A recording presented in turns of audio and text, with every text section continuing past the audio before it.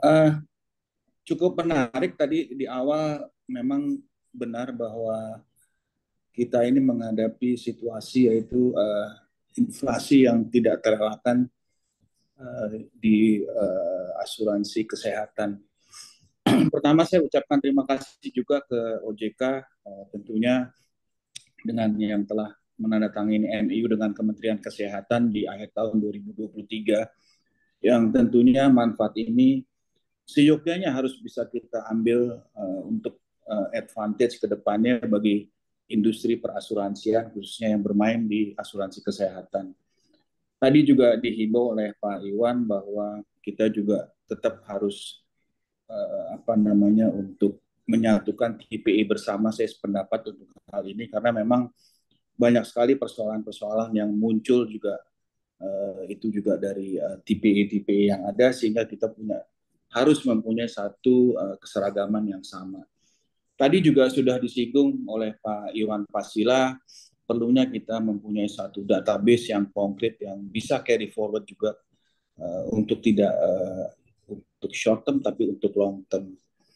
Uh, saya juga mengomentari tadi sedikit dari Pak Iwan di posisi apa namanya antara premi dan klaim. Memang benar Pak Iwan, kalau kita lihat di asuransi umum memang sudah mendekati 96%, tapi ini belum kita masukkan biaya-biayanya. Kalau kita masukkan biaya-biaya lainnya, ya mungkin ya ini sudah burn ya Pak, di atas 110% hitungan kami sih Pak. Tapi tentunya saya tidak melihat ini menjadi satu faktor yang apa namanya bisa terus berlanjut berugi, tapi bagaimana kita membangun satu sistem yang baik ke depannya dengan ekosistem yang ada tidak hanya di perasuransi tapi juga di Kementerian Kesehatan dan juga pemangku kepentingan lainnya. Mungkin dari saya itu dulu bisa naik ke slide-nya Pak Aris dibantu. Tim. Ya, next-nya. Ya, saya cuma akan ini apa namanya sedikit memaparkan di sini yang tadi saya sampaikan. Jadi asuransi kesehatan antara manfaat dan kontroversi. Jadi kita ketahui bahwa jaminan kesehatan nasional yang dikelola oleh BPJS Kesehatan telah menjadi solusi praktis bagi masyarakat terkait penanggulangan dana darurat ketika masyarakat mengalami sakit. Kemudian untuk menengah atasnya nyatanya memang merasa tetap memerlukan tambahan fasilitas dengan mengikuti asuransi kesehatan dari penyelenggara pihak swasta. Jadi di sini saya masih melihat banyaknya potensi-potensi untuk kita tetap bisa menggali premi sehingga tentunya ini menjadi pertumbuhan bagi perusahaan asuransi umum maupun asuransi jiwa. Ya, next-nya. Nah, di sini saya coba angkat sedikit berbeda dengan apa yang selama ini ada mungkin mitos-mitos ini yang masih melekat di masyarakat. Yaitu salah satunya ya kalau kita beli asuransi kesehatan mungkin sama aja kita berharap sakit. Kemudian asuransi kesehatan itu mahal. Ya memang kadang-kadang harus kita akui yang untuk individual ini memang masih mahal. Kemudian beli asuransi kesehatan itu rugi kalau nggak pernah klaim. Nah ini juga harus kita highlight karena muaranya juga ada di sini sehingga terjadi banyaknya fraud di asuransi kesehatan. Kemudian ada klaim asuransi ribet, udah gitu ujungnya ditolak pula. Ini juga persoalan yang sering muncul karena saya juga sering membaca atau mendengar di apa namanya media-media dan juga di Instagram atau di mana karena memang kita kadang-kadang kalau menggunakan asuransi jiwa kita disuruh nunggu begitu kita dapat nunggu akhirnya ditolak juga. Kemudian asuransi itu riba. Nah, ini juga salah satu masih menjadi mitos. Sehingga saya pikir dari apa yang mitos-mitos ini kita tetap harus melakukan satu literasi dengan menggandeng banyak pihak yang tepat. Next-nya, Pak. Nah, saya coba mengangkat sedikit ini mahasiswa vokasi UI yang turun ke sekolah untuk mengenalkan asuransi, perkenalkan asuransi sejak dini. Market terbesar yang seharusnya sadar asuransi adalah generasi muda dengan range umur 17 hingga 45 tahun, sehingga harga premi masih dapat terjangkau. Kemudian adalah memperbaiki kesejahteraan masif, mengurangi sandwich generation. Nah, ini sangat penting karena kalau sandwich generation ini memang tumbuh terus, ya tentunya ini akan menjadi beban. Kemudian adanya literasi dengan menggandeng banyak pihak yang tepat, ini juga tentunya menjadi PR kita bersama. Kemudian di sini saya coba angkat adalah market agent, tapi di sini market agent mungkin di asuransi jiwa yang lebih banyak, tapi kalau di asuransi umum mungkin pihak pialang. Jadi kita juga harus memiliki gaya pemikiran yang serupa. Kemudian agen atau pialang harus paham permasalahan klien kita pada saat ini. Kemudian tadi Pak Iwan juga sudah sampaikan, perlunya yaitu digitalisasi informasi yang mudah. Ya, next-nya. Nah, ini adalah market industri asuransi. Jadi saya coba sedikit mengangkat bagaimana kesadaran masyarakat menengah atas. Yang pertama yaitu untuk melindungi dirinya dengan asuransi, melindungi keluarganya dengan asuransi. Sadar akan mahalnya biasanya pengobatan jika sakit. Kemudian melindungi kemungkinan jatuhnya perekonomian keluarga jika si pencari nafkah sakit keras. Kemudian melindungi kemungkinan jatuhnya perekonomian keluarga jika pencari nafkah meninggal dan sebagainya. Kemudian di sini kita coba elaborate menjadi diferensiasi produk dari perusahaan asuransi untuk memudahkan market dalam memilih kebutuhan mereka. Jadi di sini saya masih melihat adanya potensi-potensi selain produk asuransi yang saat ini dijual, inpatient atau outpatient, tapi saya lihat masih banyak peluang-peluang kita untuk kita meningkatkan pertumbuhan khususnya di sektor asuransi kesehatan. Next-nya. Nah, ini adalah diferensiasi produk kesehatan, yaitu yang pertama yaitu cover pilihan penyakit kritis. Ini saya pikir satu produk yang saat ini banyak diminati, tapi memang tidak banyak diketahui oleh masyarakat luas, sehingga ini sebetulnya menjadi kesempatan bagi kami juga di asuransi umum atau asuransi jiwa untuk bisa lebih lebih agresif juga, karena ini lebih mendorong agar preminya bisa lebih murah. Kemudian harga premi yang bervariasi dan tentunya lain-lainnya.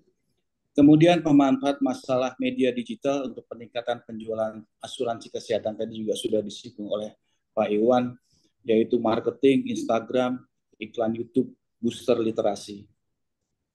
Kemudian simulasi perhitungan asuransi digital untuk memudahkan calon klien menghitung premi.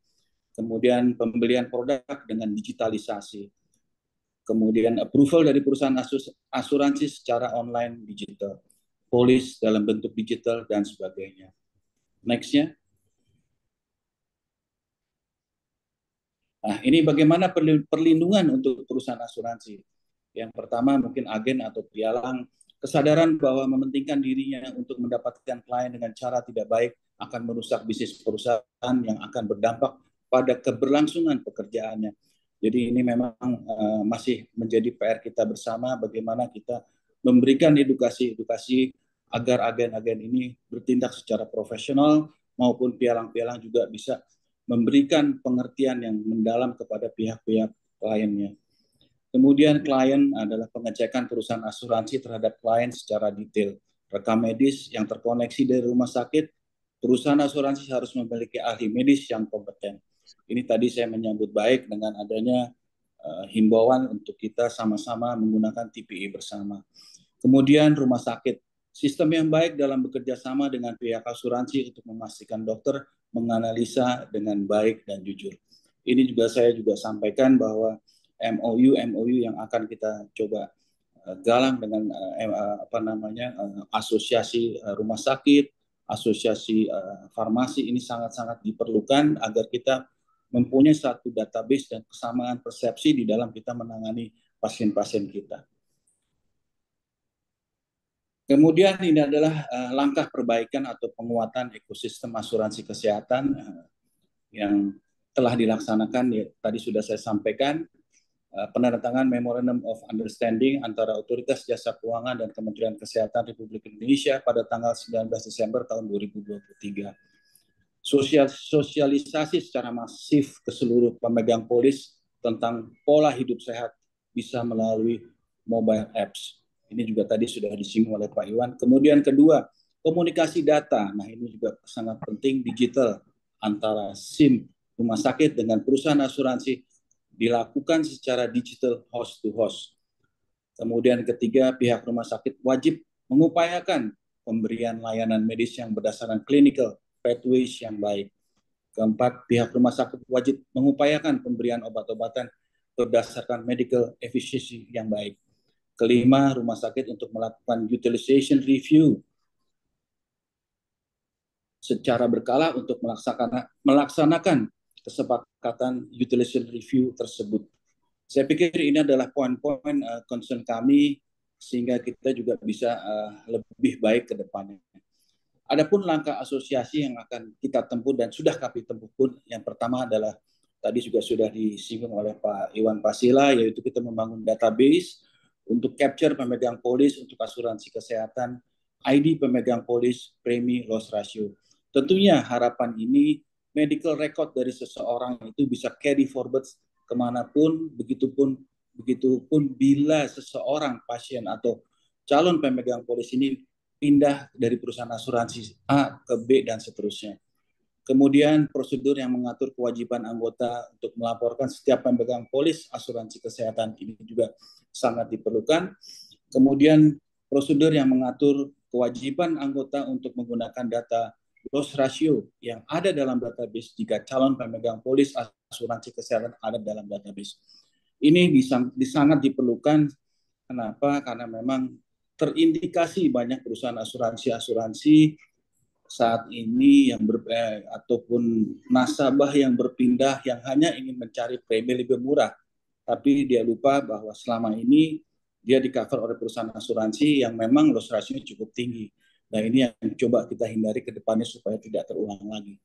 Kemudian kita juga perlunya database dapat dikembangkan untuk memuat data perorangan yang terbukti melakukan fraud, khususnya manfaat hospital cash plan. Untuk yang terakhir ini saya akui bahwa fraud yang terjadi itu di industri asuransi umum khususnya di asuransi kesehatan untuk 6 bulan terakhir ini frekuensinya cukup tinggi dan tentunya ini sangat memprihatinkan walaupun akhirnya memang kita coba bagaimana bisa mengelaborate, meminimasi ini untuk tidak terulang lagi.